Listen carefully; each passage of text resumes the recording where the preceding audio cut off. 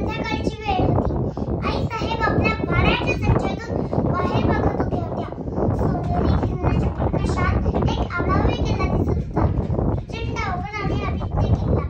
याच किल्ल्याचं नाव होतं कोंढाणा. जिजाऊसाहेब आपल्याच विचारात दंग होत्या. हा किल्ला आपल्या स्वराज्यात का नाही? तेवढ्यात शिवबा तिथे आला. त्यांनी पाहिलं की कोंढाण्याकडे पाहत आपली आई एकटी दंग झाली. त्यांनी तिच्या मनातला विचार ओळखला. शिवबा म्हणाला, आई साहेब काय आपल्या मनात? आई साहेब म्हणाल्या, या किल्ल्यावरचा हिरवा निशाणा मला खोदतोय. आईची इच्छा होती ती पूर्ण करायलाच हवी. शिवबानं लगेच आपल्या मावळ्यांना बोलावलं. सगळे जमा झाले. आता महाराज कोणती कामगिरी सांगतात ते ऐकायला सगळ्यांनी कान टोकावले. महाराजांनी कोंढाणा किल्ला घेण्याचा विचार सांगितला. सगळ्यांना विचारलं, कोण जिंकेल हा गड? हा गड फारच अवघड होता. महाराजांनी शब्द टाकला आणि तडकन एक माळा उठला आणि म्हणाला, मी जिंकतो कोंढाण्याकडे. कोण होता हा हेमंत? कोण होता हा हेमंत बहादर गडी? तो होता तानाजी. तानाजी माणूस प्रेम महाराजांचा खेळ काढा. तानाजी कोकणातल्या कुंभरड या गावचा. तानाजी अंगापंडानं भोतार होता आणि छाती तर एखाद्या उडजासारखी बुलंद होती. हा गड जिंकायला फार अवघड जीवाशी खेळला. पण निधड्या छातीच्या तानाजीनं तो खेळ स्वीकारला. त्याच्याबरोबर त्याचा भाऊ सूर्याजी पण आला होता. तानाजी आणि सूर्याजी अगदी राम लक्ष्मणासारखे भाऊ होते. खरं म्हणजे तानाजी आपल्या मुलाच्या रायबाच्या लग्नाचं आमंत्रण करायला आला होता. शिवबा म्हणाला, मग हे काम मी दुसऱ्या कुणाला तरी सांगतो. तेव्हा ताडकन तानाजी उठला आणि महाराजांना म्हणाला, आधी लगेच कोंढाण्याचं, नंतर माझ्या रायबाचं. तानाजीनं स्वराज्यासाठी आपल्या मुलाचं लग्नही बाजूला ठेवलं. शिवाजी महाराजांच्या स्वराज्याचं काम हे पहिल्यांदा करायचं हा त्याचा काम. मग मध्यरात्रीच्या वेळेला तानाजी आपल्या 500 मावळ्यांना घेऊन निघाला. आभाळात तरंगणाऱ्या लुक होत्या. गडाजवळ गुडूप बंदर पडला होता. तानानं वाजत होता. नेमकं तानाजी आणि 500 मावळे गडाखालच्या दरी जमा झाले. गडाच्या किल्लेदार उदयभान नावाचा राजपूत सरदार होता. सिंहगड फार बळकट किल्ला.